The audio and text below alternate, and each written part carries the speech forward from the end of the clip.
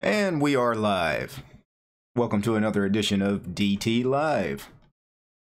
Tonight is just a standard Q&A sort of live stream. I'll interact with you guys in the chat, hang out, I don't know, for an hour, maybe an hour and a half tonight. I really didn't have much planned today. I really wasn't gonna do anything today. But, you know, I thought tonight would be a good night for live streaming, mainly because, let me switch to my web browser. I am on subscriber 9,999, and yes, I planned it that way. I got somewhere around 120 new subscribers just today, which really pushed me close to 10,000, as you can see. So I thought, you know what, it would be great to do this impromptu stream to celebrate with you guys. Since you guys really helped make this possible. I've been doing this channel here for a little less than 10 months now, so really crazy how things have taken off. Of course, a lot of work went into it, but you know what, it was a lot of fun too. Met hundreds of really interesting people. Of course, many of the viewers here, of course, now we're officially over 10,000. You know, many of you guys, I feel like I know you guys. Like, if I met you in real life, I could sit down, have a beer, a cup of coffee, whatever. And you know what? Many of you are real friends. You're not just pixels on a screen, you know, that I talk to. You guys are the real deal. I want to thank you guys. And several of you were in the chat early. Lamarck checked in early. Logan, William, Alex. Alex was asking, what kind of questions can be asked tonight? Does it have to be strictly about Linux? No, we can talk about anything. Lamarck says, congrats. Thank you, Lamarck. Nick is in the chat. He says, hi, DT. How you doing, Nick? Good to see you. Glad you can make it. Daniel says, you're up late. Yeah, this is a little later than what I typically, where I start a stream. This is usually where I'm finishing a stream if I start one in the evening. But again, it just happened that way. Like I said, it was kind of a unusual day. I actually thought tomorrow I'd probably cross the 10,000 subscriber mark sometime Wednesday. So I was actually planning on doing maybe a live stream tomorrow morning or early afternoon, but I got so many new subscribers today. I'm not exactly sure why. Today was kind of an unusual day. I got probably twice as many subscribers today than my daily average. So I was like, you know what, we'll just do one tonight, and then I'll just not bother doing one in the morning. So I'll sleep in tomorrow. So it'll all work out. William says he's lucky to make it early. Yeah, you're never early for one of my streams, William. You're always arriving late. Yeah, Alex says, okay, thanks about the non-Linux questions. Yeah, we can chat about anything. Like I said, I'm whatever tonight. Really nothing planned. I do have a few Linux related, maybe news articles, discussions, you know, that I'll throw out there too. Some things in the news that I found interesting. How on earth did you plan it this way? That is weird, I know. I tried to time it just right, and it's weird how I was at 9999 right as I started streaming. I actually thought I would be quite a bit further away, and I might have to wait a little while to cross that mark. So, Taffa says, hi, y'all. Taffa, how you doing? And we got Present Arms, Mark Yates, Gibran, all say, how you doing? Hello. All right, Gibran, congrats. Thank you, Gibran. Yep. And Robert Fitzpatrick is here. Dat Mullins, dude. Felipe Flores, he says, congrats on the 10K, and hello, mate. How you doing, Felipe? Glad you could join us. Bryant, I'm lucky to make it. Yeah. For those of us in the U.S., this is starting to get kind of late. Not terribly late, depending on the time zone. Yeah, let's see. Ciao Cesar Ortega. Congrats, Derek. Thumbs up from Sao Paulo, Brazil. Thank you. Yo, DT, he says, Tux. How you doing? Ruben says, let's be respectful. Wise words, Ruben. Wise words. Judge Fred says, congrats. Thank you. Now, Present Arms, it's 4:18 a.m. here, yawns.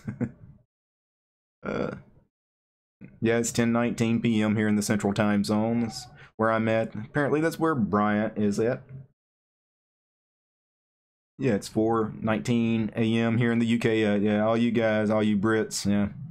You are up early if you're joining me on this stream. Definitely get the coffee brewing. Uh, but since it's kind of late here, like I said, you know, we'll probably stream, I don't know, hour and a half. We'll see. We'll see where it goes. Got my late night beverage here. You guys know usually when I do one of these things in the evening, usually I have a beer. Mostly what I drink during the day. I don't do anything with sugar for the most part. I gave up sugar years ago, like 15, 20 years ago. I only do 0-calorie drinks during the day.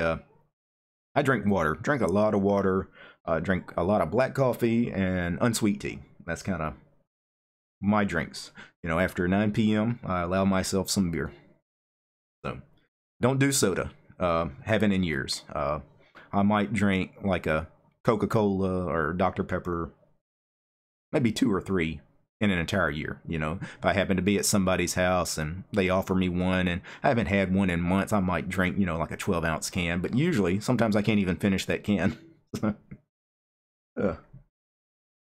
Yeah, Linux over Windows. Guess who's here? Yeah, Daniel's in the chat, Mr. GFY. I knew he'd make it. Says, congrats on the 10K subs. Thank you. Couldn't have done it without you, Mr. GFY. Mr. GFY has been here since the early days of the channel. Of course, I say early days. Again, this channel hasn't been going that long. When you think about it, you know, we haven't even been 10 months yet. We're not even at a year of doing this. Still kind of a noob, really. And that's really one of the things about this channel. I still don't know where we're going with it, what I'm doing for the most part. I just kind of wing it for the most part. Not sure if I've really found my voice as far as what I want to do with this. So, but it's been a fun ride. I've enjoyed it. I hope you guys have enjoyed it. Let's see, Bread Moth. We need DT to play the tuba. I play the trombone, Bread Moth, and I won't be playing live. It would be really bad anyway in the small room and with this very sensitive mic. I can play you some pre-recorded stuff of me playing the trombone. I do have access to that. Tim F says, hey bro, congrats, you're awesome. All right, Mr. Tim F. Tim F is awesome. Really, everybody in the chat this evening, you guys are a bunch of awesome guys and gals. Yeah, it's like life. Just wing it and see where you end up. Yeah, that's all we do. And really, you know, when I started this, my only goal really was, I'm Mr. 10,001. Let me switch back to this. Yeah, you are. You're 10,001. Congrats, Mitch. I'm glad. Thanks for the sub, by the way. Yeah, when I started this, you know, most people, you know, it's like anything that's kind of difficult, that's tedious, like learning a musical instrument, for example. You just got to start doing it and get into a routine. Or working out, doing anything physical, learning martial arts, you know, anything like that. Anything, especially when you don't want to do it. And there's been plenty of times I haven't wanted to just sit down and make a video or stream, or, you know, you're just wore out, you're just sick and tired of everything. This is the last thing you want to do, but you know what? You make yourself do it. And that's pretty much all I've done here at the beginning of this channel is, you know, just force myself to just do it. And that's, you know, just get started. And now that I've kind of done it for a little while, I don't know. Like, now we really need to sit down and start evaluating, see where we want to go with this. Yeah, 10,001. What is that binary? It's all ones and zeros. Present arms. Most excellent. Yep. The flavor of the suds this evening is one I've had a lot recently on the channel. Is Yingling Lager. It's because the gas station I stopped at this evening did not have a good selection of beer. I actually wanted something, you know, a little better to celebrate this evening. But this particular gas station, it was your typical American swill, a lot of Bud Light, Miller, Coors, and, you know, they had Corona. I did see Stella Artois in the case. That's not a bad beer, but you know what, Yingling, it's not bad for a pretty decent price. So it's one I drink often, though. Yeah, 9 is binary? Is it? Yeah, you can't count present arms. So. Yeah, 10,001 binary is 17. Wow, I didn't know that. It's like, this is the things you learn, you know. Yep. It's back to 9,999 again. Yep. Of course, these things fluctuate. But you know what? We already crossed that 10,000 mark. It counts. There's no going back. You know what? The weird thing about YouTube sometimes it's like they purge, I guess, some of these spammer accounts. And I have seen days where I will lose 50 to 100 subs in one day. I mean, that's not that often. Like once a month, all of a sudden you'll see a drastic drop. And you know it's because YouTube, I guess they have some bots, some algorithms running that try to detect, you know, these basically these fake accounts. And some of them are sub to you, of course. So when they get rid of all those guys, you know, sometimes the numbers show a big dip, an unusual dip. Let's see. Just be careful in bed. What? Okay, I'm not sure. Shinerbach says Bread Moth. Shinerbach is not bad. Shinerbach is a pretty decent beer. I wouldn't say it's one of my favorites, but yeah, if you offer me a Shinerbach, I'll drink it. Let's install some BSD. No, no installations tonight. If I was going to install something, not BSD. We're sticking to Linux these days. That's where I want to be. That's where I suggest you guys be too. Let's see. I thought Abita was big down there, or is it just a New Orleans thing? No, Abita is all over the state. Abita is really becoming a big brewery. They're really branching out. I'm sure you can probably find Abita in Mississippi, certainly. Maybe in Texas. It probably won't be long before Abita is available pretty much in most of the country. I mean, they're blowing up that kind of big. You know, think of Abita as, you know, becoming something like a Sam Adams at some point. You know, they do IPA. You know, these I guess more craft kind of beers, but still kind of mainstream. I mean, they're not real craft beers. Abita's okay though. And, you know, that's kind of how I think of Sam Adams. A lot of the Sam Adams beers, they're okay. But you know what? It's not as good as like a real microbrewery. Because, you know, these big breweries, it's just not the same. Let's see. Count 1, 2, 4, 8, 1, 6, right to left. Is that a question for me? So that would be, what, 22? All right. It's because people are resubbing so they can be 10,000. Is that what it is? Yeah, you just unsubscribe and resubscribe. There you go. Knock yourselves out, guys. Let's see. Get a Modelo Chelada to celebrate. And you know what? Cheladas are not bad. And if I was going to drink a Chelada, the Modelo Chelada is pretty decent, actually. The Bud Light Cheladas are not that bad. The Picante. All right, let's see. Haha, I was kidding. What were you kidding about, Alex? Oh, yeah, about the BSD. Let's see. NetBSD 8 released. It's waiting for you. Yeah, NetBSD can keep waiting on me. I may take a look at it at some point on the channel. It's not going on my main production machine, though. What about Windows 10? Yeah, you know what? I'll probably take a look at Windows 10 on real hardware at some point, since, you know, a lot of you guys were kind of interested in that. It's weird because some of you really want to see it and some of you really don't want to see it at all. So trying to figure out what I want to do with Windows content, if I want to do that. Yeah, try Newcastle, Nut Brown Ale. Yep, love it. Spaten, yeah, Spaten's great. Tsingtao is not bad. Asahi, it's not, yeah, all really good beers, actually. I like Sapporo, the Japanese beer, mentioning Tsingtao, the Chinese beer.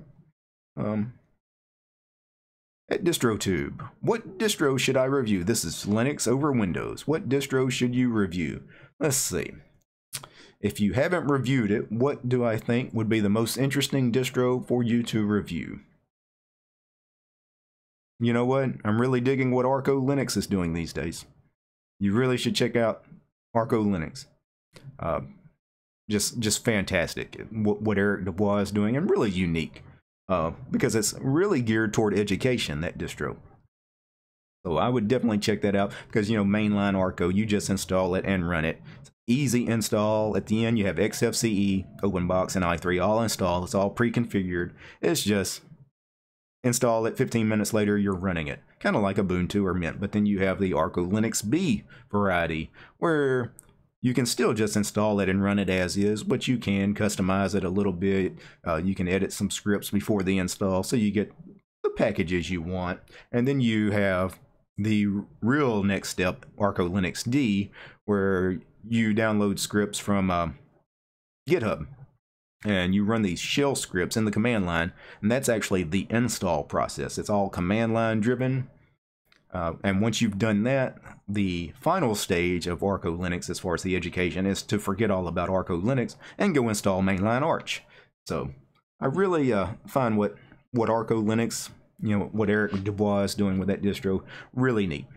So let's see, I'm back. I had to put the barking dog. Okay. The chat skipped on me here. It's really buggy the way YouTube's chat window sometimes skips on me. Of course, I'm in Firefox. I've heard a lot of people complain about Firefox with YouTube. I probably should just install Chromium and use Chromium anytime I'm on YouTube. Anyway, would you try the Live OS? Network Security Toolkit is a live CD? Yeah. Yeah, I need to write that one down. Network Security Toolkit. Yeah. Reba does a NetBSD install video. Yeah. Say, I like their dark brew. You like, what, IPAs? Meh. Guinness is overrated. Yeah, Guinness is not a good beer. Really, nothing special about Guinness at all.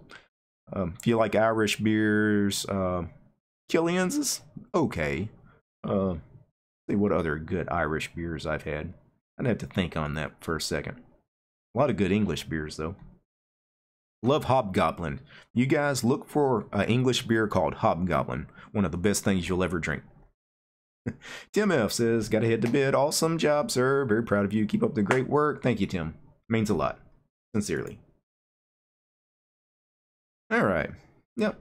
And yep. Celebrating with Utz chips. I don't know what Utz is. And some Coke on Ice. Well, I know what Coke on Ice is. Be careful with that stuff, Mark. Ubuntuverse says, congrats, thank you. Vasanth Developers says, congrats, thank you, sir. You guys should check out Vasanth Developers YouTube channel. Let's see, congrats on 10K. Yeah, Katrina, appreciate that, Katrina.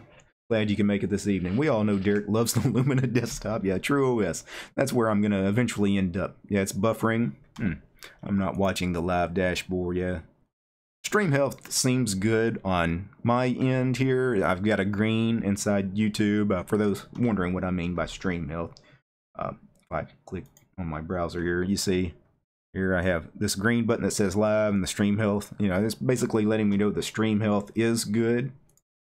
Also in OBS, I can't show you the OBS window, but there's also a similar function in OBS. You have a little square in the bottom right-hand corner. It's either green or red. I've got a green in it. When it's red, of course, that means it's not good. For some of these problems too with the buffering can be on YouTube's end. I can only imagine what a nightmare it is to have as much going on these servers for YouTube. I mean, it's a billion-dollar company, Google, but still, running a site like YouTube just gotta be a complete nightmare.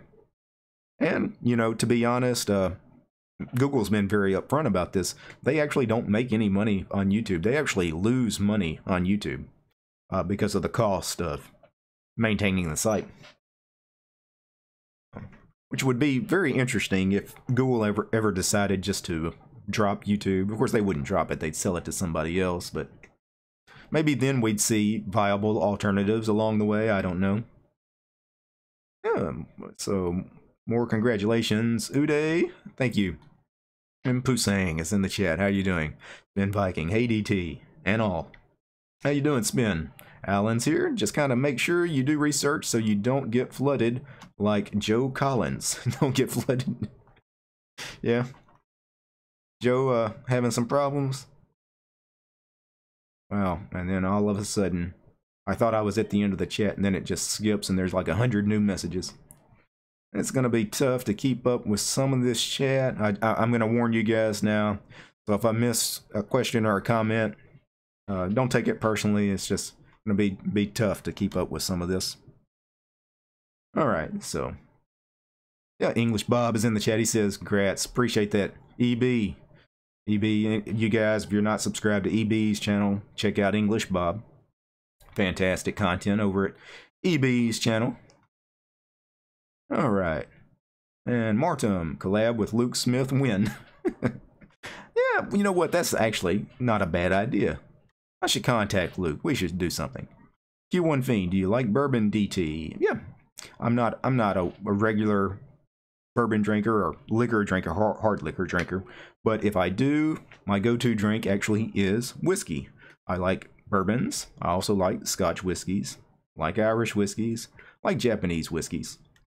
You know, I'll buy, 3 or 4 bottles a year. Usually, around the holidays, special occasions, I'll buy something really nice to have with, my dad, brothers, whoever's around.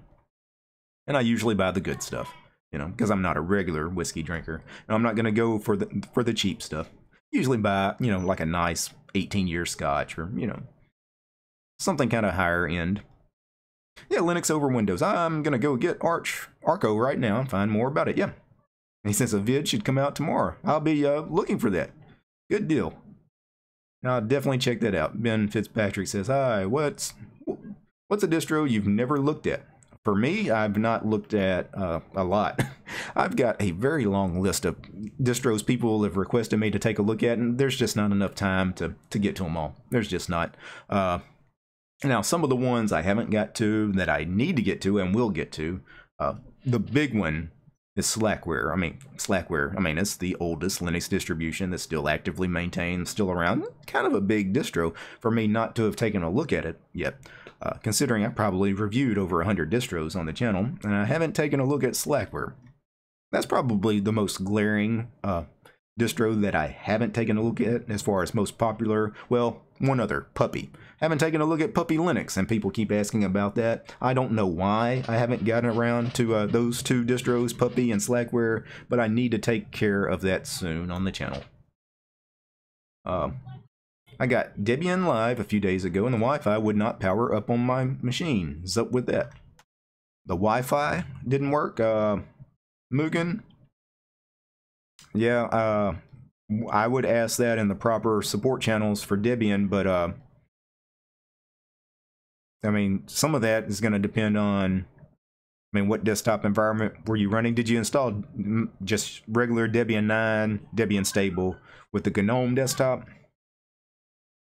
Let's see, I had to refresh. It's fine now? Yeah, the stream, yeah.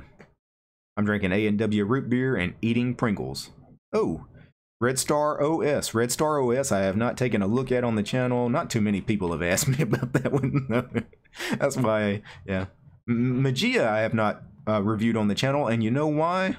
I don't think I've ever had a single person ask me about Magia. Magia almost seems like it has just kind of dropped off the face of the earth. You don't ever hear about it. It's never like in the news at all. I don't see it, mentioned on forums or Reddits or anything. But I should take a look at Magia. Just, it's one of those distros that just kind of, you forget about it. It's all, you forget it even exists sometimes. Let's see. By the way, Derek, I helped make Matthew Moore an Arch by MM distro for him. Okay. Yeah, we need to convert more people to Arch. We need more Arch with i3 users out there. I love it when people tell me, by the way, I use Arch. Let's see. You uploaded the distro on Google Drive. Very cool. Slackware, he's never made a review yet, and that's probably the one I've had more people ask me about than anything else. Is as far as ones I haven't reviewed is Slackware, and you guys know Sergey. Sergey posts regularly in the comments here on my channel and a lot of other Linux channels. Sergey's everywhere. He actually sent me an email a couple of weeks ago. He would like to maybe do something live with me on a live stream, and we do a Slackware install on a live stream. Sergey apparently is a very big fan of Slackware, and he knows everything there is to know about Slackware. So I think that would be cool. So we may do some kind of collaboration there, if we can find time for that, if our schedules mesh. Let's see, PeerTube seems great. Yeah, I would really love to find an alternative, a viable alternative to YouTube. Yeah, Joe Collins is taking a short break. Well, I mean, the guy, he's been making videos forever. I mean, you got to take a vacation a little while, and you know, every now and then. I certainly plan on taking one at some point. You know, I need to, you know, just take a week or two off. You know, what I'd probably do though is I would, you know, plan it ahead of time, record some content that's not time sensitive, and make sure, you know, that things would be posted while I'm taking time off. But they'd all be pre-recorded stuff. But I do need to get away from not just this job, but my real life job and just life in general. I need to take a trip somewhere, you know, really take a real vacation at some point. It's overdue. So let's see, Slack ain't bad if you use the old-fashioned way of setting up a Linux by setting up things in certain files. Yep. Mr. GFY, Super Chat for direct messages. Yeah, the Super Chat is great. If you guys want to help the channel, make a donation, Super Chat is awesome because not only does it make a donation to the channel, if you have a question for me or a comment and you want to make sure it's seen, everybody's going to see the Super Chat. It gets highlighted right away in the YouTube chat, and of course, because I have the chat on the live stream, it'll all be shown here on camera. See, how does one make their own Linux distro? Well, there's a variety of tools to make your own Linux distro. Some of it depends on what distro you want to base that off of. Like Ubuntu has a set of tools if you want to do a custom spin of Ubuntu, make your own custom spin of Ubuntu. Manjaro has tools for that as well. I'm sure other distros have. I think SUSE has a set of tools if you want to make your own custom spin of SUSE. So some of that will depend on, you know, exactly what distro you want to base your own distro on. But then they have tools. You just make it your own custom ISO. You install what you want. You're in this software where they get rid of all like your personal data from the ISO, and then it creates an ISO that you can then share to people if you want, or it can just be your own personal ISO. Think of it as a way to back up your system, if you will. Debian Live from Debian, I use the Drive Maker and Peppermint. Very cool. I could create a tool chain from scratch and make it truly my own. Yes, you could. I mean, you could always, you know, go from scratch. I mean, you could build Linux from scratch and do your own independent distro. Boy, that's a lot of work, though. It doesn't need to be a one-man job. You better have some other people interested in this project with you. So, yeah, some of the best banter is when English Bob and Zebedee Boss go at it in a stream. I agree. There's nothing like English humor. And also when you get people like English Bob and Zebedee Boss, you know, excited. Yeah, it's real entertainment. Like nothing you get on my stream. Yeah. Yeah, thank you for the OpenBox video. It was hard to start, but now I'm in love with this window manager. Yeah, OpenBox still my favorite window manager, even though I'm not currently running it. But when I review a distro and OpenBox is on that distro, man, I miss it. I want to go back, but right now I'm sticking with Qtile for now, just because I have it set up. I don't. Of course, I have OpenBox set up to exactly the way I want it. I still have all my config files. By the way, all you guys that are watching all those old videos about OpenBox, I keep getting questions. Hey, because in those videos I tell you, my config files are all on GitHub. Here's the link to my GitHub page. Of course, I deleted that GitHub page when Microsoft bought GitHub. The day before Microsoft officially announced they bought GitHub, I deleted my GitHub repo and moved everything to GitLab. So I'm on GitLab now. The link to my GitLab page, if you go to my channel page, let's see if I open up my channel page here. If you go to About, and scroll all the way to the bottom, you will have, well, you guys can't see it on camera, but there's a link to my GitLab page, Discord, Mastodon, Diaspora, LibrePay, Patreon, PayPal. All that's there. All right. And I'm going to get away from the chat just for a second, because I thought we would do some real Linuxy news type stuff. Just, you know, scouring the web before coming here. Well, one of the interesting things I saw were two stories on OMG Ubuntu I thought were interesting. You guys know I love taking a look at wallpapers when I do these distro reviews. The next Plasma default wallpaper was revealed. This is the default wallpaper for Plasma 5.14. What do you guys think about it? I'm not crazy about the colors. I like the bluish, greenish, teal kind of colors, maybe with the orange highlights that some of the older Plasma wallpapers. This purple and pink thing, not a big fan of. The geometric design is okay. This weird triangle right here is a little weird for me. But I am not a graphical artist of any kind. I mean, I couldn't have created this thing. But what do you guys think? You like the new Plasma default wallpaper? Let's see, time to get a can of Sprite to drink. Yep. Well, I don't do Sprite, but I'll do Yingling Lager. Is Linux from scratch worth installing on physical hardware? I mean, if you're just doing it for educational purposes, it would be a lot easier to do it in a VM. Because honestly, you're probably not gonna live in Linux from scratch. It's not that kind of distro. It's not designed to be lived in long term. It's mainly for the again, the educational experience of building your own Linux distro from scratch. Plus, it's going to take you a long time to complete the installation. It might take you 2 or 3 weeks, depending on how much time you have available. If you've got a couple of hours available each day, do you have a spare machine that you can devote that kind of time to? If not, a VM, again, makes a lot of sense. Let's see. I have missed a ton of chat here. Slackware is 25 years old. Yep, that happened a couple of weeks back, which means Debian also is coming up on their 25th birthday. Both of them started in 1993. See, anyone ever use cubes? I have not used cubes. I would like to. The problem is cubes, you cannot install it in a VM. It needs to be installed on real hardware. And now that I have this IC dock, I think I'm going to try to do cubes at some point here on my main machine, at least, you know, on a separate drive. It's a really interesting project, but because all the virtualization and containerization stuff that cubes does not work in VirtualBox. You cannot get it installed. So the first 7 Mandrake was forked from Red Hat. Yep. See, take a look at SteamOS and LyriOS. SteamOS, maybe I've not actually heard of LyriOS. I'll have to check that one out. I don't know what that one's about. Get a small bike and hit South America. Get on a small bike and hit South America. You want me to ride a bike to South America? Maybe you were talking to somebody.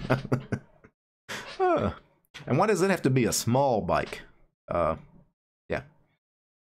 Renzik, I use cubes for like a week. Basically, if you don't mind the slowness of the VMs, it could be worth it. I wouldn't use it unless you have a really beefy computer and don't care how fast. Yeah.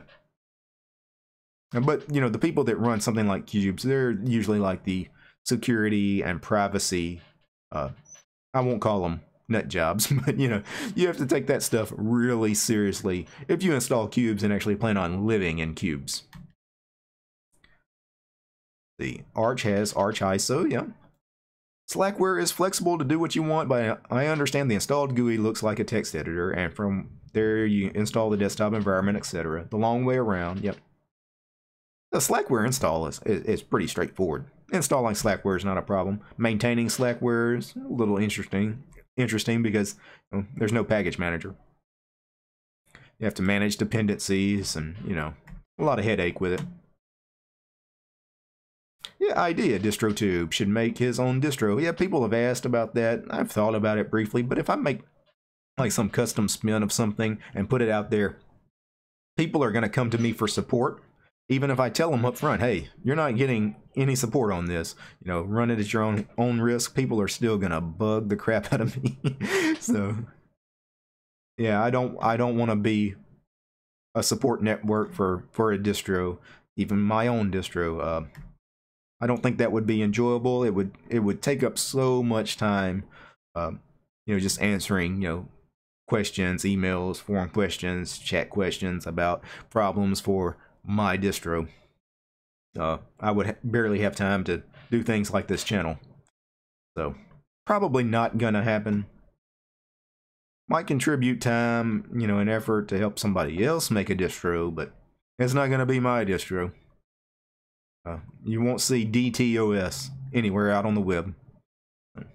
Yeah, OpenBox plus Tent 2 or LX panel. Yep, either one is good. Tent 2. Lighter weight LX panel is good if you want, you know, like a panel that's got like a menu system. Of course, you know, this is the standard panel in LXDE. But LX panel works fine too with OpenBox. Of course, if you wanted to, you could run a dock. You could do OpenBox with something like Plank. Works fine too. Yeah, that's it. I'm making an OpenBox respin. Yeah. Now that one, I'd have to check out their Present Arms. You know, I love me some OpenBox. Though I like your Trinity spin too. It's Trinity, my PC Linux OS spin. You guys should check out Present Arms, his distro. Let's see, VI or Emacs? If you're asking me, I can kind of get by in Vim. Emacs I've never used. Might be great, but I'm not the kind of user for Vim or Emacs. I'm not a developer. I'm not a programmer. I mean, I do some simple programming occasionally, but I know enough about Vim to be dangerous. I've never found the need to use Emacs. The thing is with VI or Vim, it's installed already on every Linux system. Every Unix system already has VI on it. No need to install it. Emacs, I'd actually have to go out and install it. So yeah, the chat. Wow, I'm so far behind the chat. And it just skipped ahead. Wow. All right, let me see if I can catch my plays. Yeah, more DT Linux news. Yeah, yeah. Yeah, I was gonna pull up a few things. Yeah, more cubes talk. Nano, yeah, Vim or Emacs or Nano. Yeah, that's anytime you bring up that debate, Vim or Emacs, people have to bring up Nano. Yeah, Nano's fine too. I like Nano. You know what? Let's get through a couple of things here, though. I was talking about the news.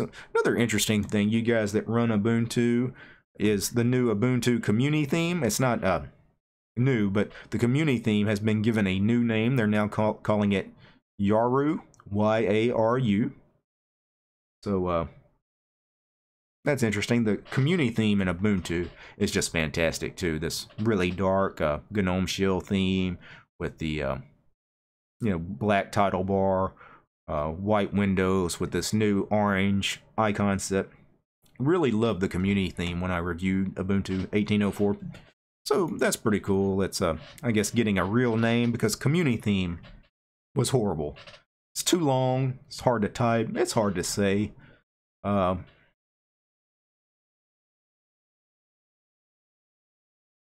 Let's see, Nano or Pico, yeah. You should review Rosa. I did a review of Rosa at some point on the channel, Lamarck. It was early in the channel's history, though. It's been a while. I should take a look at Rosa again, maybe the next time they have a new release, though. Well, I'm sure, you know, the next time they have a big release, I'll definitely take a look at Rosa, because it is a pretty popular distro. Yeah, I'm going to make a special DT OpenBox based on PC Linux OS with your config files, yeah? Wouldn't be hard to do, because I've got, of course, all my config files on GitLab now. So basically, it would take all of 5 minutes to pull them things down, and, you know. That's one of the reasons why I stuck with OpenBox for so long and still do. It's because, you know, once you have all your configs, you know, set up and you have them hosted on some Git repo, you know, 5 minutes, you're ready to rock and roll after install. Let's see, did you see the criticism on the Reddit thread about you? Yeah, I did see the Reddit thread. I actually responded in that thread. Valid criticisms. I like constructive criticism. A lot of the same criticisms I've heard before. Some people don't like the distro reviews that I sometimes do, because they're pretty straightforward, and I don't go into terrible detail in those things, and that's planned for the most part. those are geared kind of toward newer to Linux users. I'm just showing them something, a quick look at a distro. At least most of those distros reviews are, you know, I'm not really gearing those toward, you know, the more advanced Linux user. And those distro reviews get me, quite frankly, they're my most popular videos. I get so many more views on that sort of thing than I do on, like, talking about tiling window managers or doing, like, tutorials on how to use the terminal or anything like that. So that's why I do those things. I know it's not for everybody. I try to do a variety of content, though. You know, something for everybody. But that's always, really, every Linux channel's, you know, when you see people criticize, not just me, but pretty much everybody that does Linux YouTube channels, usually the thing people criticize the most is reviewing these distros. Nobody ever does it right. Because some people actually want you to live in a distro for weeks before you review it. Put it on your main machine, live in it. I mean, just do nothing but live and breathe distribution A, and yeah. I mean, you could do that, but you're not going to be making very many videos at all, and hardly anybody's going to watch them. So you do have to strike a balance somewhere. And why is connecting a Linux from scratch machine to the web a bad idea? Oh, you're asking Renzix that. Oh, well, I'm guessing there's some kind of security issue. I don't know. I would think you could probably secure it, though. Surely there's got to be a way to, you know, put up standard things like, you know, a firewall and things like that in Linux from scratch. But again, Linux from scratch is, you know, it's not the kind of distro you really are probably going to live in. It's more of an educational experience. Yeah, EB says he can't sleep. It's too hot. Yep. I can relate, EB. It was a little cooler here today. It was high 90s, but we've had a couple of days here where, you know, the temperatures were approaching like 105 and the heat index, you know, when you factor in humidity, it was like 115. So, yeah. But of course, being where I'm at here in Louisiana, every building has central air in it, so we do have air conditioning. It is a little different when you get like a heat wave somewhere where it's unusually hot, and most houses, most apartments don't have central air. That's tough.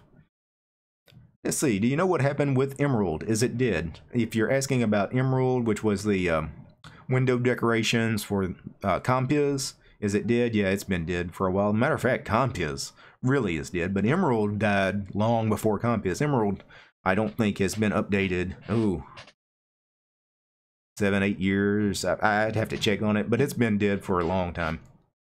And to be honest, Compiz is pretty much dead now too, so you probably don't need to be running Compiz. If you're, you know, I know Compiz, some people still use it with XFCE and Mate. I'm not sure what Compiz brings to the table that your standard XFCE and Mate window managers don't anyway.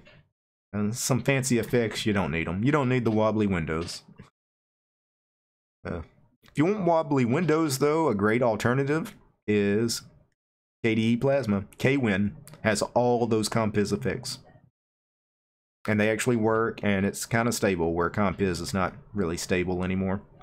Compiz is full of bugs. Bugs that probably will never get patched now.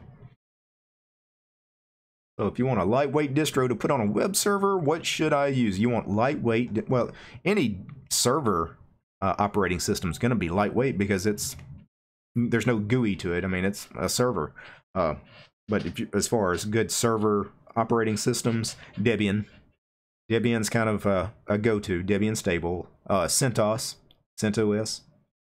Debian, or if you want to do Debian-based, if you want Red Hat, RPM-based, CentOS. Stick to those. Those are about as stable as you can get. And those are standard, you know. Let's see. SG Rocker, your reviews are a big reason why I left Windows. Very cool. That's why I do this. I want everybody off of Windows. Yeah, yeah. And yeah, present arms, also suggested CentOS. Yeah, that's the way to go. You want a server, Linux servers, you want Debian stable, CentOS, Ubuntu server, LTS, Red Hat. That's really, that's all I would suggest. I wouldn't really suggest anything other than those. Let's see. Yeah, I skipped ahead here in the chat. The chat really jumping ahead on me. See if I can find my place. Lost it for a second. Yeah, way too hot for anything. 115 Fahrenheit with 30% humidity. Yeah. 105. Yeah, I would be dead. Yeah, you don't stay outside very long when it's that hot, though. Yeah, XFC or i3. Okay. Alan Lewis says, yeah, KWin is great. Yeah, KWin is great. If you like Compiz with all the effects, KWin offers wobbly windows and all that kind of stuff. And it works better than Compiz does. Yeah, geez, this chat window is really screwy. You guys are seeing it too, so it's not just me. But I'm having, like, I get to the end of the chat, and I think I'm at the end, and then all of a sudden it gives me like 200 new messages that I didn't see, like, instantly. And then I can't find my place again, so I'm not sure what's going on with that. It could be, again, YouTube servers, like, something screwy with YouTube. You know, YouTube is, you know, I hate them. Could be due to the fact that we have, you know, about 70-something people here in the chat. But, I mean, we've had, you know, rather large numbers of people in the chat before, or twice this many, and I haven't seen, you know, the window acting as bad as it's acting today. This is something new. So this might be YouTube. Plus, YouTube did recently do some new stuff as far as their website. I noticed now they're adding, instead of like the discussion tab on my channel, now I have something called a community tab. Let me see if you guys that have run your own YouTube channels have probably seen this. This tab right here used to be called discussion. Now it is community. And now I can like post videos here. I can actually add poll questions that you guys can vote on. So that is actually pretty neat. That is a feature I might take advantage of, because that is a really interesting way of doing polls. I mean, sometimes I do polls, like in these live streams. I'll set up a poll on a third-party site, but now you can just do it right here on YouTube.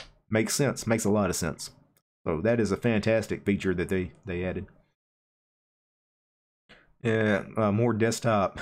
Favorite desktop is XFCE, says Katrina. Yeah, Linux over Windows. I love LXQt. Agreed on that one. Oh. The KDE and the lovely screen tearing. Yeah, I mean, you can either have no screen tearing or you can run Plasma. Those are your options. Well, kind of like I tell people jokingly sometimes, you can have a working Xorg or you can run Gentoo. Either or. You can't have both. Okay, Gentoo fanboys, don't jump me about that. Let's see, I run Debian Buster / Sid, living on the edge, says Mr. GFY. Yeah. Buster's living on the edge a little bit. Sid is, yeah, way out there on the bleeding edge. Gotta be careful with Sid. Yeah, SUSE for server, yeah, I forgot about SUSE. SUSE, the fine server operating system as well. Yeah, for servers, LFS. Linux for no, LFS is Linux from scratch. It's not Linux for servers.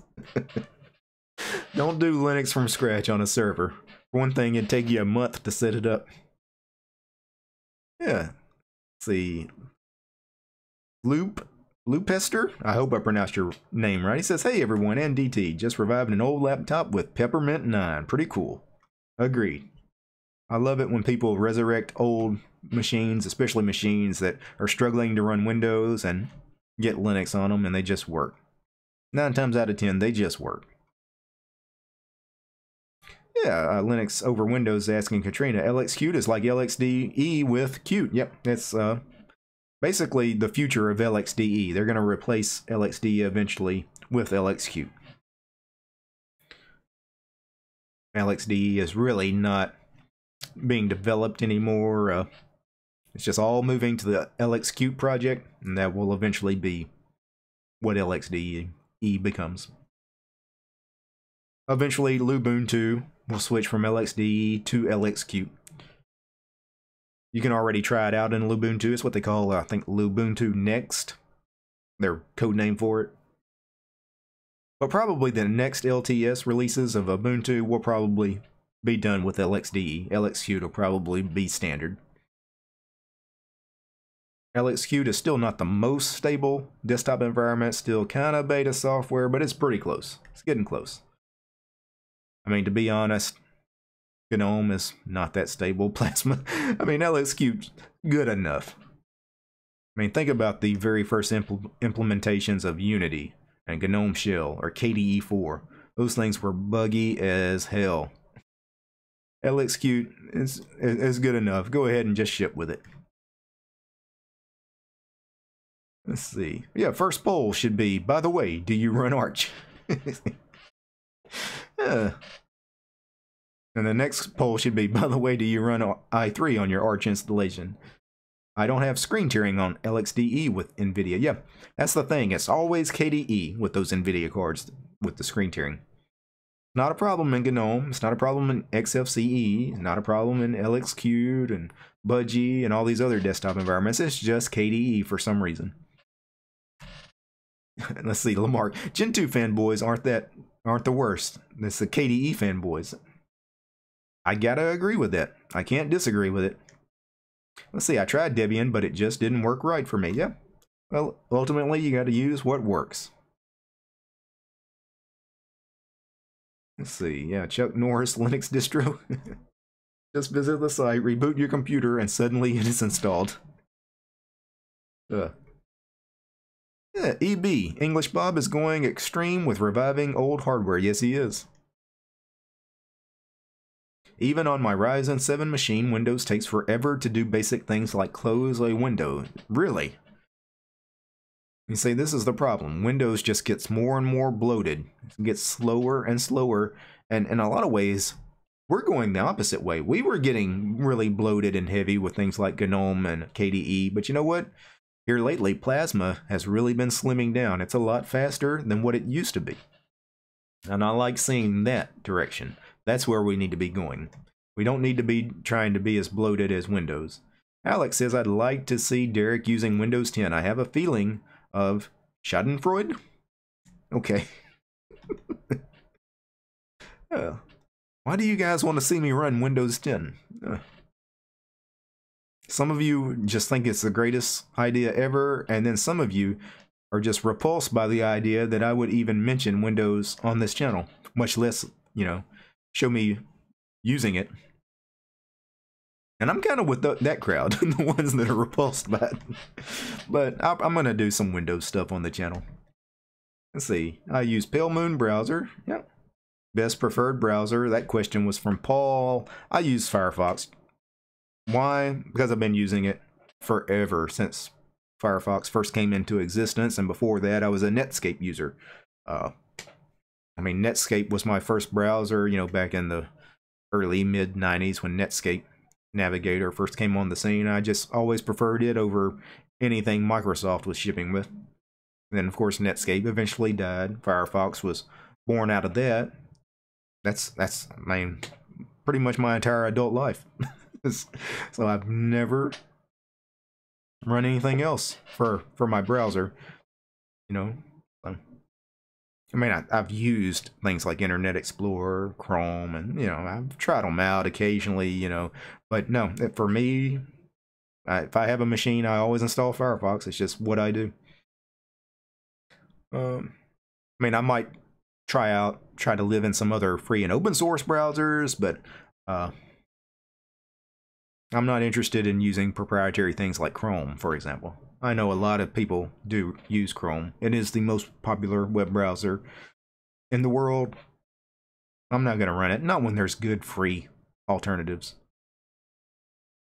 Let's see, I'd much rather see DT run a broken BSD than Windows.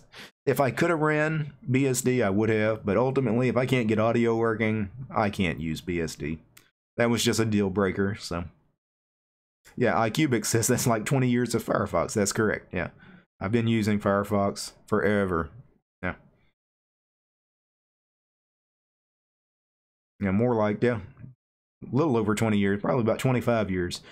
You go all the way back to the very first iteration of Netscape, because I mean, I was at the very beginning of when Netscape first came out. Let's see, I should try Qt Browser, says Nick, with your Qtile. Not a bad idea. Pale Moon looks good. Okay, yeah. I have used Pale Moon on some of these distros that have it installed by default. I haven't lived in it long term. Brave, a lot of people have been asking me about Brave. A lot of people, actually. Enough that I really should give Brave a serious look on the channel. Opera is light as well. It is, but it's not a free project. Vivaldi is really nice too. It's not free and open source either. But Vivaldi is a really nice browser. I have looked at it. I've played around with Vivaldi a little bit. Vivaldi is great if you need to do something like Google Hangouts, because you can't do Hangouts in Firefox. You have to install something like Chrome, Chromium. I don't like Google products. So I'd usually install Vivaldi, because Vivaldi uses the same engine as Chrome, but it's not Google. So let's see, skipping ahead a little bit. Yeah, I have not looked yet, but is the wallpaper you use also in GitLabs? No, it is not. I have not put that wallpaper anywhere. Nobody has really ever asked me about that wallpaper before. Be honest, it's nothing special. If you guys would like me to put it up on GitLabs, I would be more than happy. But you know what? It is not original to me. I mean, I did create the wallpaper, but I actually edited somebody else's wallpaper. Let's see if I can find it. Hold on just a second. I can get you a link here.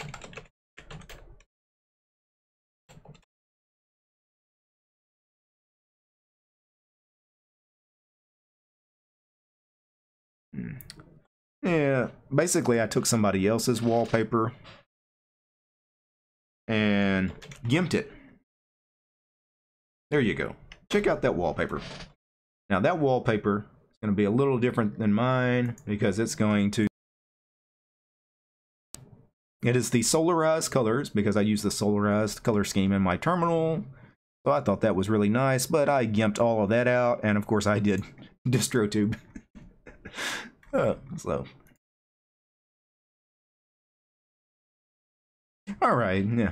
Katrina, appreciate the super chat. Have you considered doing content about SBCs? I have not, but you know what? I'm really not sure what an SBC is. What SBC are you talking about? LOL Tor browser. Are you asking, not Katrina, Void was asking about the Tor browser. Are you asking me about, have I done anything on the Tor browser? I took a look at the Tails operating system on the channel, which uses Tor browser, but I haven't gone that in depth. Let's see. Hey, everyone. I'm a little late. How is everyone doing? That's Alice. How are you doing? Let's see. Katrina. Yeah, single board computer. Okay. I thought that's what you meant. Single board computer. So you're talking about Raspberry Pis. Of course, I own a Raspberry Pi. I haven't done anything with it on the channel yet.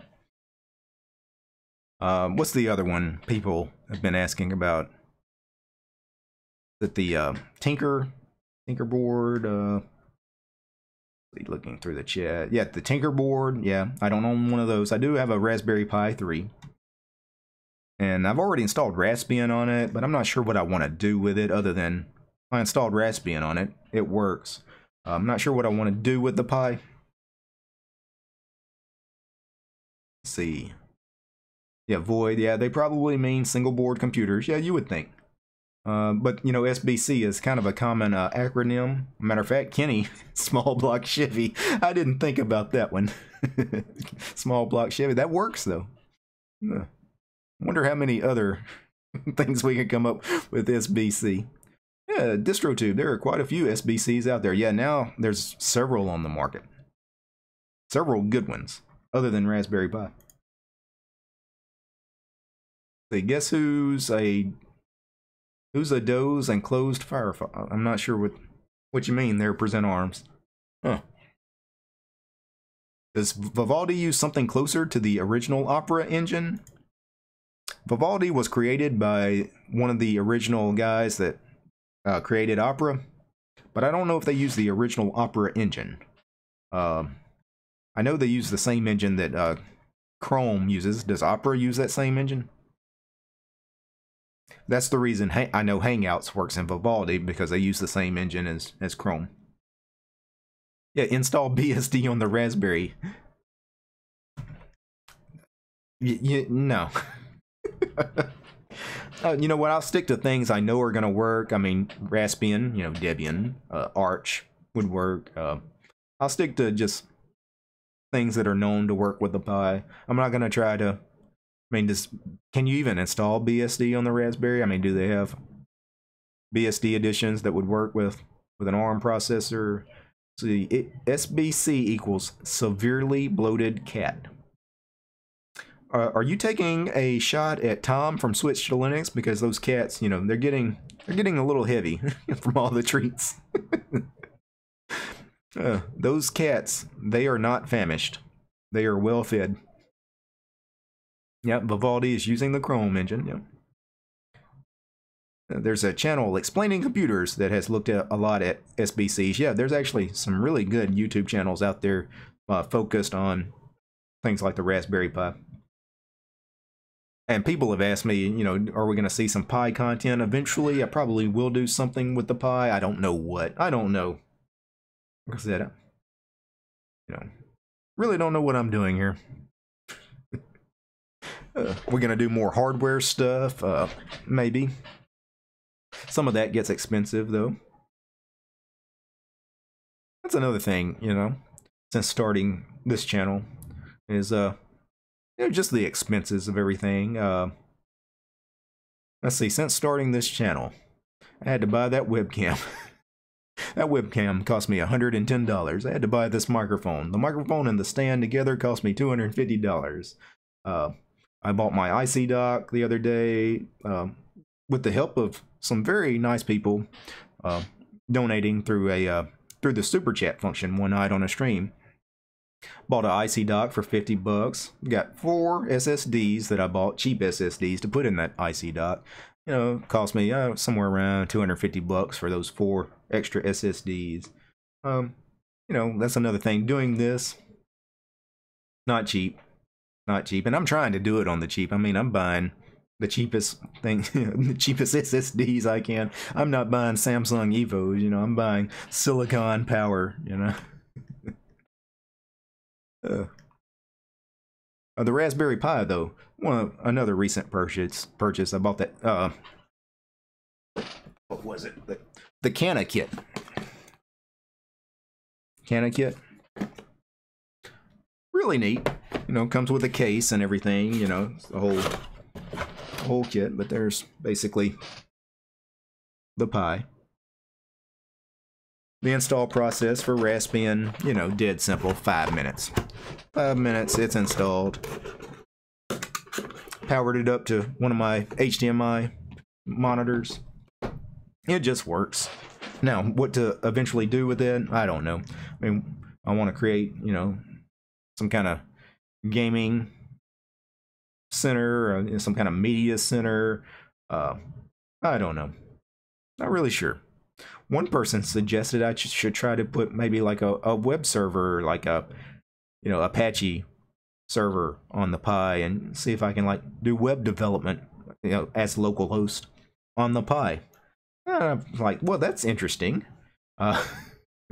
That's something I would have never thought of, but you know, it might be something worth taking a look at. It's Debian, essentially Raspbian, so I would think I wouldn't have a problem getting a LAMP stack installed on it. But that's a use for a Raspberry Pi I would have never thought of before. Another thing you could do with something for a Raspberry Pi is, you know, set up your own VPN. I'm not sure if I would want to do that or not, but people do it. See, yeah, BSD can be installed on the Raspberry Pi. Good to know. There's also Ubuntu Mate for the Pi. Also good to know. You can install Windows on the Pi. Yeah, can you? Is there a version of Windows that will install on the Pi? I can't imagine there is. Windows is way too heavy for the Pi, I would think. Yeah, seems everybody wants to see Derek suffering on BSD and Windows 10. Yeah, those two got the most votes when we did the poll. Where is Bill Gates to take Derek's soul? Yeah, Parrot has ARM images. Parrot OS, okay. Of course, yeah, Parrot OS, of course, is Debian based too, so sure it would work. Let's see. Yeah, Q1 Fiend, if you want fast, get an and machine. That must have been you mistakenly typed i7. Okay, i7. I was like, okay, what is and on the keyboard? Yeah. Yeah, Mr. GFY, congrats again on the 10K. Appreciate that, Mr. GFY. Could not have done that without you, sir. And really all of you guys. Yeah, there is Windows 10 for the Raspberry. For Internet of Things, okay. Wow, that's crazy. I would have never even thought about Windows on the Raspberry Pi. That is strange. Yeah, probably Windows IoT. Okay. Windows 10 IoT Core. Very cool. Alright, so we've been streaming for a little over an hour, and I don't want to go too much longer, but I did want to cover one other thing. Actually, two other pieces of sort of news. Well, one of them's news related. One of them is just a guy's blog I thought was interesting, and I don't know, maybe you guys will find this interesting. This is Kev Quirk here. I'll try to link this in the show's description. I didn't put it originally in the show's description, but once the stream ends, I'll put a link to this. I'll put a link in the chat now for those that are interested in it. But anyway, the laboriousness of lightweight Linux. Why do Linux users seem to be so obsessed with their distro of choice being lightweight? I simply don't get it, and quite frankly, I find the whole notion of lightweight Linux laborious. So basically, he is poo-pooing the idea that we all need to be running something lightweight, something minimal, something fast. These bloated desktop environments, that's really, we should just be happy on those. There's no reason to be worried about system resources, CPU and memory. That's basically the gist of the article. I don't want to read the whole thing. You guys should go check out his little blog post here, but reading further, he's got 8 gigs of RAM, 4-core i7, 256 gigabyte SSD, and he says, if you look at my system monitor, I'm using around 25% of my RAM and less than 10% of my CPU. That's still pretty high. He's using Ubuntu Mate with Firefox with 10 tabs open and Thunderbird for his email. And yeah, it's pretty high. But, you know, it says, what's the problem? He's still only using 25% of his RAM, 10% of his CPU. You know, that's what it's there for, to be used. You know, it's the same old argument. A lot of people, like, I get it. I understand. Browsers are heavy, of course. But still, he says, yes, you need a hefty machine for modern games, but that's always been the case. But why do you need, you know, these stripped down desktop environments or window managers to do things like web browsing, text editing, you know? I don't know. I've heard this argument before from people that run things like GNOME and KDE. You know, do you really need lightweight Linux? Do you need a lightweight desktop environment, lightweight window manager? Does it matter? I don't know. For some of us, it does. After you've run something like OpenBox or Qtile or Xmonad or Fluxbox or i3, it is very hard to go back to something like GNOME or Plasma. It is. It's very difficult because those things are slow, bloated. Things take time. You open a window, it takes a fraction of a second longer to open than what it did on that lightweight window manager. When you close a window, it takes a fraction of a second to close, longer than it did on your lightweight window manager. When you open a menu, it takes a little longer for that menu to appear, you know, and going beyond just animations, you know, the decorative stuff with these desktop environments, even if you turn all that stuff off, sometimes still, it takes longer for these things to do what you want them to do, in my opinion. But I understand the argument that, hey, I have this souped up machine. You know, I bought all that RAM. I bought this, you know, i13 processor, i9, or yeah. You know, I want my CPU to be pegged at 100%. That's what it's there for. I want, you know, my 64 gigs of RAM to be, you know, maxed out. You know, I don't know. There's an argument to be made. Yeah, Present Arms, he's going to put his ISO in the link. Very cool. His Trinity PC Linux OS. Yep. Great distro. You guys looking for something really, really lightweight. Trinity, my PC Linux OS. Fantastic. Very lightweight distro. Blazing fast. Some use Raspberry for aquariums and hydroponics. I could see that. I could see something like that for like home automation kind of stuff. Yeah, it makes sense. Yeah, Windows 7 was decent if you have to use Windows. Yeah, I'm not... Windows 7 is almost at end of life, too. I mean, I guess it's still being supported for now, but Windows 7 is not where you want to be. Yeah, I've seen a statement like that. RAM exists to be used, not the other way around. Yeah. I mean, the guy, he has his point, and I see it, but you know what? Here's the thing. As far as CPU and RAM, you know, like I do things... Sometimes really CPU intensive things, especially like video editing. You know, I don't want my desktop environment to be hogging up system resources because eventually I'm going to do tasks that are going to require those system resources. Matter of fact, what I'm doing right now, this live stream, I'm live streaming in OBS. This takes some serious CPU and GPU to do this sort of thing. If my desktop environment, you know, if just the normal functions of my computer are sucking up system resources, that's less resources for something like OBS to use, or Kdenlive if I'm rendering video, or whatever task, you know, I'm sure it applies to various other things you could be doing with your computer too. So that's my argument. You want a bloated desktop environment, you can install it. Yeah, that's the thing. We have choice. We have freedom with Linux. You're free to use GNOME if you love it, or Plasma, or whatever. Cinnamon, you know, XFCE, LXDE, LXQt, Budgie, Enlightenment, Pantheon. I mean, use whatever you want to use. But I guess he's talking about lightweight Linux. He doesn't understand it. I guess he talks about those of us that maybe preach, you know, wanting lightweight. Like, I don't want to convert you guys. Like, if you're happy with GNOME, I don't want you running OpenBox. I don't mind if you want to check it out. Hey, here's OpenBox, check it out, give it a try, take it for a spin. But if you say, hey, you know what, I tried it, it's not for me, I'm going back to GNOME. Okay. I'm not that invested in these kinds of arguments. You know, use what works. Same thing with distros. You know, I have really no distro of choice. I really have no desktop environment of choice. I use what I want to use, and oftentimes it changes, and I may be running something different next week. We'll just see how I feel. Yeah, choice is a good thing, Mr. GFY. Absolutely. If you're playing games, you want as much resources as you can for the game, not the UI, says Present Arms. Yeah, that's it. That's what I'm saying. Yeah. If, for example, GNOME's memory leak, you know, if it's sucking up all the RAM on your system, that RAM is not available to do things like playing your game. Yeah, 10% CPU. Yeah, that's high. Rob Beast goes, he says, I start thinking about upgrading if it exceeds 2%. Yeah, anything above 2%, you know, if my computer's idle, if my computer is not really doing anything and it's above 2%, something's wrong. Yeah, but in his defense, he mentioned he had Firefox open, so I can see that. He might have had Thunderbird open too. He mentioned something about Thunderbird email. He might have had both Firefox and Thunderbird open when he was checking his stats. Yeah, when you're using a machine that's almost 8 years old, you need the extra resources. Absolutely. And think about something 10, 12, 15 years old.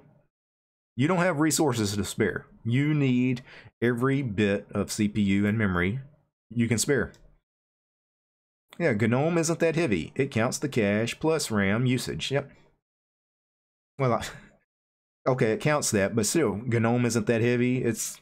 GNOME is probably the heaviest desktop environment we got still, though. I mean, You can say it's not heavy, maybe compared to Windows, but compared to the other things we have in Linux, GNOME is pretty heavy. Deepin is heavy. And you know what? Right behind them, Cinnamon. Cinnamon's pretty heavy. See, for me, on a general sense, something lightweight can mean it's more secure in general. I don't know if I would say if it's lightweight, it's more secure. I don't see a correlation there. Paul, reading on your comment though, smaller code base is less to sort through. I could see that. Let's see. We have the need for speed and try to squeeze it. Yeah, I'm a speed freak. I want my computer to run as fast as possible. Modern browsers are too heavy. Someday I might go back to links. Yeah, I like to use links when I read something plain text, like that blog article I just showed you guys on screen. If I was just reading it myself, the only thing I was opening a browser for was to read that particular article, since it's text, I'd just fire it up in links. If you're just reading text, if you're reading news articles, blogs, forum posts, things like that, links just works. You don't need images, and especially if you don't need video, links just works. Yeah, you don't want to spend all the CPU and RAM on the OS itself. I find that foolish. Yep. Yeah, Renzik says he's using 200 megabytes. Wow, that's pretty light. And Present Arms, he's using 900 megabytes. Wow, what are you doing right now? I'm sure you've got some stuff going on your machine. See, yeah, the chat jumped ahead on me. I just missed quite a bit of chat. Sorry, guys. See, if 6 gigs of RAM too much for Pep9, is 6 gigs too much? There's no such thing as having too much RAM. Yeah, I mean, if you got 6 gigs of RAM, yeah, you're fine. That's a pretty good amount of RAM to have on a Linux machine. If you have at least 2 gigs of RAM, I mean, you can run Peppermint 9, but it's good you have 6. 6 is plenty. If he wants max RAM and CPU usage, he can always shift to Windows 7. I like that. Yep. Wow, I was 10 years old in 1973. When you guys are comparing ages again, we always get to this. Yeah, 79, somebody talking about 1982. And of course, then we have the kids in the house telling us they were just born last week. Yeah, Poison's in the chat. He says, evening, morning, all. Just caught the stream. Grats on the 10K subs. Thank you. Speaking of which, that's how we started the stream. We've been all over the place tonight. I wonder where we're at now. Of course, I killed the Social Blade little thing that was going that kept live track. Yeah, 10,008. Very cool. Still, we got 83 people watching here after about an hour and 15 minutes of streaming.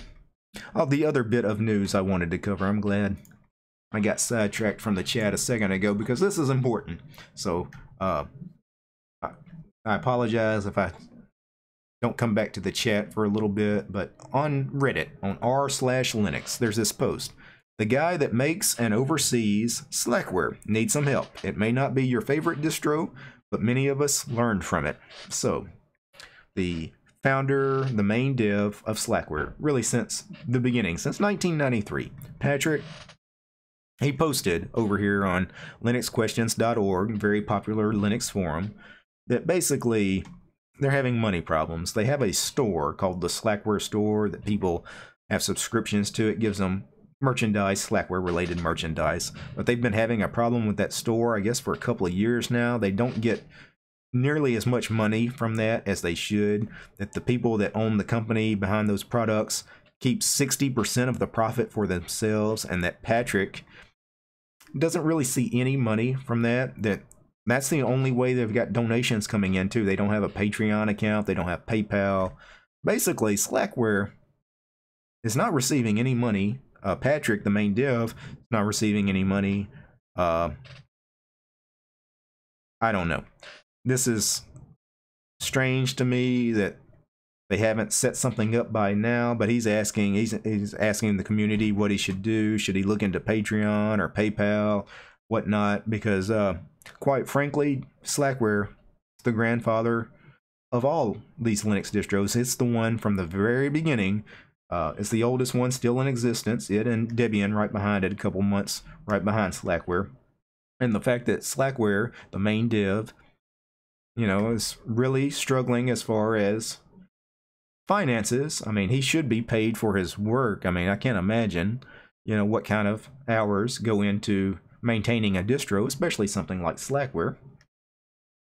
So he's looking into alternatives, and I really hope he gets something up. Really, Slackware is kind of old school too. You go to the Slackware website, and this is one of a critique of mine, and I don't want to be harsh on Slackware. It's probably slackware.org, isn't it? Forget the website address. It might be .com. Yeah, I guess it is .com. But I mean, this website here is straight from early 90s. This was probably the way this website looked in 1993.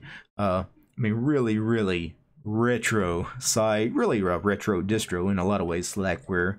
But there's no way to donate. There's no donation link anywhere, nothing.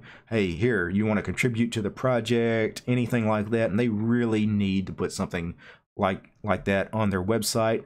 And I've complained about this with a lot of distros. People would be happy to donate to your project. Most people, you ask for help, they will donate, and donate generously, but you gotta give them a way to. I mean, I don't want to see Slackware die. Even you guys, I mean, I don't run it. Most of you don't run it either. Even if you're running, Ubuntu, Fedora, whatever. I want to support Slackware. I don't want Slackware to disappear. So as soon as Patrick comes up with something as far as a way to donate to the project, I'll let you guys know. I'll throw him some money. As soon as he puts something up, I'll definitely give him something. I hope some of you guys will too. Anyway, it's sad to see things like this too. That, they set up this store. Here's what Patrick was complaining about. They have this store. Let's see, where is the store here? Is it support? Oh, that's support for the distro. Where is the Slackware store? All right, here, store.slackware.com. Anyway, you can buy these products, and you're thinking, well, all this money is going to Slackware. Well, no, at least 60% of it is not going to Slackware. And in the forum post, I didn't want to read all of it, but Patrick mentions he really hasn't seen any money from this in a long time, maybe a year, maybe 2 years. I'll try to post that after I'm done with the stream here in a few minutes too. I'll post to that particular forum post on linuxquestions.org. Anyway, I just thought, it's a sad situation because developers, they certainly deserve to get paid. Like I said, I can't imagine the work that goes, that's involved in something like that. And this guy's been doing it for 25 years. So hopefully he sets up a Patreon account. I don't know if on principle it would be something that the Slackware guys, want to be on Patreon, but I guarantee you if they set up a Patreon account, people would gladly subscribe to their Patreon account because so many of us are already on Patreon anyway. We already have accounts. Yeah, I'll give you a few bucks a month. Even though I have no plans on ever running your distro as far as living in your distro. Not something on my radar, but I'll throw you a few bucks. The same with a lot of distros. Elementary asks for donations when you download their ISO. I love that feature, by the way. That's something every distro should do. And even though I never plan on living in Elementary, a lot of times when I download their ISO, even if I'm just going to take a look at it on the channel, I'll give them a few bucks. Zorin OS, when I reviewed it on the channel, same feature. You can buy their premium edition, on download, and it costs like 20 bucks. You know what? I paid 20 bucks for that ISO of Zorin OS when I reviewed it on the channel, even though I knew there was no way I was ever going to run Zorin long term. I was just going to review it on the channel and be done with it. Why did I do that? Because I like giving money to these open source projects. I like supporting open source projects. And I hope you guys do the same. Anyway, I'll keep up with that story too. That's one I want to keep following is what's going on with Slackware, and hopefully they get some way for just the general public to to help them out with finances. So I'm going to go back to the chat here. We're going to wrap things up here in a few minutes. I'll try to catch back up on the chat a little bit. All right. Let's see. Yeah, my first computer was a TRS-80 model. Yep, Model 3 with 48K. A very popular computer back in the day. Even in more, yep, I've already got that. Let's see, watching this on Firefox and a couple of SSH sessions. That's why you're using so much RAM. You got Firefox. Let's see, 3 days and I'll have that ISO done. Very cool. You gonna do the open box ISO? I'll definitely check it out. Me and at least 3 or 4 other people will probably take a look at it. Open box on PC Linux OS. Could be the next big thing. There are 32 people here that have not thumbed up. Guys, if you like this this live stream, if you've enjoyed this, if you like the channel, thumbs up. If you haven't subscribed, hit the subscribe button. It helps. It helps a lot. It helps me rank better in YouTube. More eyes on the channel. More eyes on Linux content. Ultimately, that's what we're all about. You know, we want to be out front on this thing. We want people, especially people that are curious about Linux and thinking, yeah, maybe, maybe not, I don't know. You know what, they start watching things like, you know, some of my distro reviews and things. You know, you'd be surprised that we get people that would never have actually ditched Windows and installed Linux from watching things like this. It does matter. I get emails from them all the time. Even gotten occasionally a handwritten letter, you know, people thanking me for introducing them to their favorite distro, or sometimes, you know, their favorite desktop environment or some program that they didn't know about. So these things do matter. That's why I do this. KDE is very light, 415 megs. Yeah, very cool. Very cool. Plasma is getting better. I really like how Plasma is really slimming down. Yep. Yeah, PayPal would be a, yeah. And you know what, I would like to reach out to the Slackware guys, you know, if they want some help with some of this, as far as, you know, I can tell them exactly, you know, because again, their site is so old school. It's like, hey, here's what Ubuntu and Elementary, what some of these guys, you know, you download the ISO, give us an option to tip you with PayPal. You know what, set up a Patreon account. You know, have a link to that Patreon account in your installer. You know, that way, you know, if I end up running your distro long term, you know, I can subscribe, you know. Let's see, at least the Slackware website isn't that bad as Debian. Yeah, the Debian website's kind of old school too. Michael, appreciate that super chat, buddy. Yeah, much appreciate it. Yeah, support the content creators. Yep, and the open source projects. Yeah, the content creators do matter too. Absolutely, absolutely. Really, you know, again, you want to be out there spreading awareness. We need to be making people aware about the free software movement, about the open source software movement, about alternatives to Windows, such as, of course, Linux, even BSD. I mean, it's free software. BSD is not good for the desktop. Server operating system, though, BSD, way to go, yeah. But thank you, Michael. I really appreciate the super chat. Let's see it. And he is listening to your personal thoughts with his earbuds. Let's see. Great job, DT, says Mr. GFY. Thank you. What's the subscriber count now? Yeah, let's check it out before we go here. I'm going to kill the stream in just another minute, so. Wow, do I even remember? Do I have that link up here? Terry Love in the chat. Thank you for the super chat, Terry. Yep. Keep making it as you go. Getting lost is half the fun. Yeah. There we go. Yeah, 10,009 and climbing. Very cool. Anyway, again, I'm going to try to remember to link to all the stories that I mentioned. Some of these I just kind of threw in at the last minute, especially that Slackware story. But I really wanted to mention that because I saw that earlier today. And I thought, yeah, man, you know, we really need to do something about that. Don't want to lose Slackware. Yeah, Terry, yeah, appreciate that. Again, Terry, thank you, Michael, for your super chat. Katrina earlier, thank you, guys. Really helps. Really helps offset some of the costs here on the channel. Because all the money I've been getting on the channel, you know, the little bit I do make, again, I have actually been trying to invest, you know, in equipment, try to make things better. You know, again, so much of this is a learning process for me. You know, I didn't know anything about audio, video editing, you know, a lot of this multimedia stuff. 10 months ago, I knew zero about it. So it's really been an educational experience for me. Let's see, what's your main distribution? If you're asking me, Mr. T-Love, or Miss T-Love, not sure which. Right now, I'm running Manjaro. Manjaro is what I've been on for about 3 months now. I'm not the kind of person that's against hopping, though. I can distro hop a lot. A lot of people always ask me what my favorite distribution is. It's whatever I happen to be running, as long as it works for the most part. For the most part, I was a Debian guy most of my Linux career. Here lately, though, been digging Arch-based distros a lot. Debian and Arch, like those.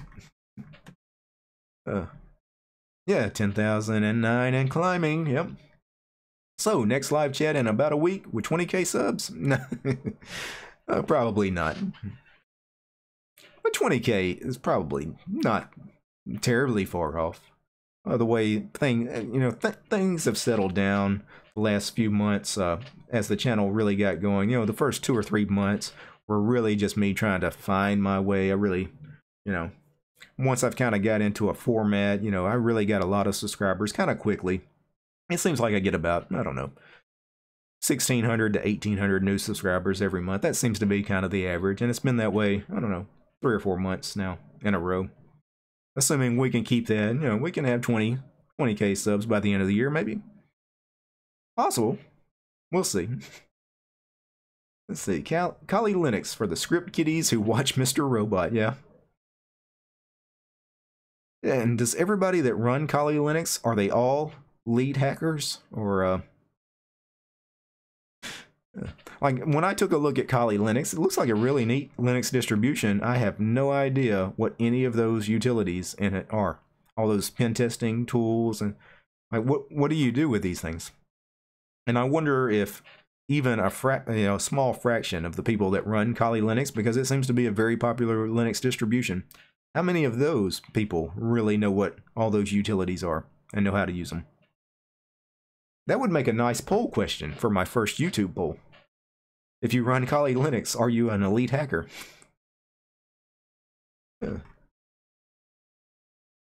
Can you make a review on Parabola? I will definitely take a look at Parabola at some point.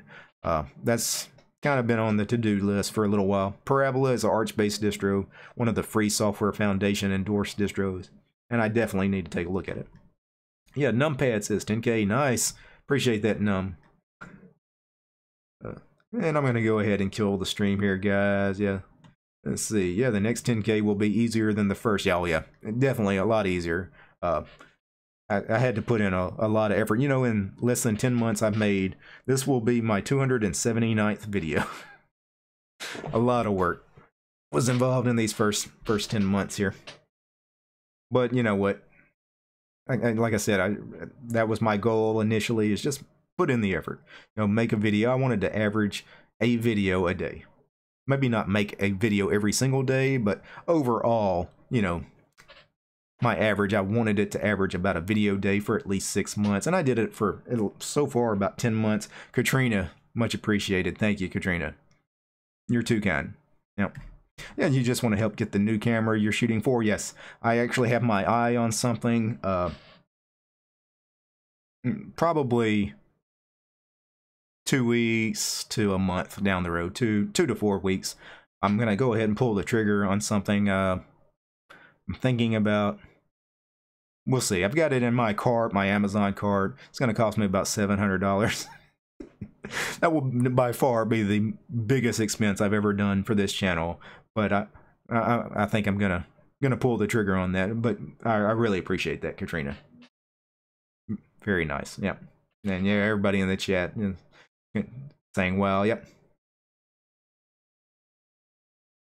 Yeah, Katrina's fantastic. Katrina. Regular viewer here. Actually, Katrina is a regular viewer on a lot of Linux channels. You see Katrina everywhere. She's great. We're lucky to have her. Well, actually, we're lucky to have really all you guys. The community is why I do this. The community here on my channel, but really the broader community, the Linux community, especially here on YouTube. It's just fantastic. You will not find a better group of people than what you'll find here. Nowhere. You won't find a Windows community like this. You won't find a Mac community like this. The Linux community. This is where it's at. Yeah. Yes. Smash that thumbs up, peeps, says Poison. Thanks. Thanks. Great chat. Congrats. Yep. I'm going to kill the stream in just another couple minutes. Going to try to quickly scroll down. Yeah, way to go, Katrina. Says present arms. Yeah, Katrina. Thank you. Sincerely. Much appreciated. Yeah, that is very generous. Very generous. Black Arch. Black Arch, I haven't taken a look at on the channel. That's another pen testing distro. I'm not sure what I would tell you guys about it other than here's Arch with a lot of penetration testing utilities I know nothing about. I can't really tell you anything about. But eventually I should do something with it on the channel, even if it's just a very general look at it. Yeah, great community, says Mr. GFY. Agreed.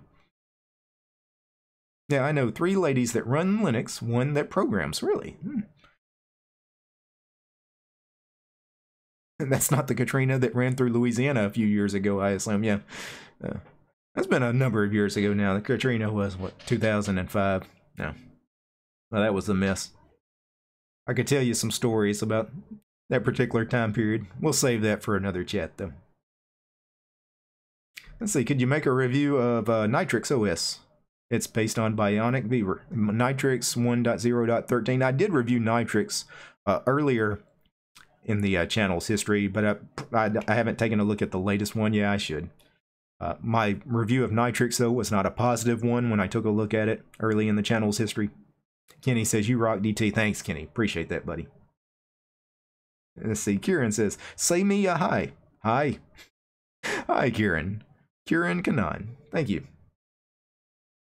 And good night to you, too. So I'm killing the stream. I've got to get to bed. I've got to get to work in the morning. Well, not early in the morning, but I can sleep in a little bit. But it is midnight. 8 minutes till midnight here. So have you reviewed Void? Yeah, I've done a couple of videos on Void, but it's been a while since I've done those. And I really need to take a look at Void again because I'm sure it's changed a lot in the 6 or 7 months since I took a look at it. I was really impressed with Void, too. Yeah, everybody's good night. Yeah, good night, you guys. Stay safe. Agreed. Good night, DT. Good night. And greetings from Nicaragua. Oh, Faustino. Well, glad you could join us right here at the end, but yeah, I am going to kill the stream. Good night. Good night. Yep. Thanks, guys. Really appreciate all you guys hanging out with me. Still got so many of you here. Alan, Alex, Alice, Faustino, Katrina, Kenny, Kieran, Lamarck, Maverick, Michael, GFY, Mugen, Nick, all you guys. Appreciate it. Numpad, yeah, Spin Viking, Renzik, Pusang, Present Arms, Tux, Terry, and T-Love, Ubuntu. You guys are the best. Wicked Bite, Who Goes. Thanks, guys. Really, much appreciated. Of course, before I kill the stream, as always, I do have to give a special thanks to my patrons, all my Patreon supporters. Ansem, David, Carlos, Chuck, Daniel, Brian, Leor, AK Ron, Mr. Neely Pops, Bart, Robert, Marcus, Dan, Mr. Smarty Pants, Swami, Ben, Humade, Keith, Dan, Mr. GFY, Michael, Tony, Bruno, David, Silvio, Omar, John, Carl, Greg, Christian, Rob, Matt, Mark, Tiedemann, First Stephen, Second Stephen, Third Stephen, Eduardo, Alex, Jake, Benjamin, Marcus, Interceptor, First Paul, Second Paul, Alan, Katrina, John, and to Bella. You guys rock.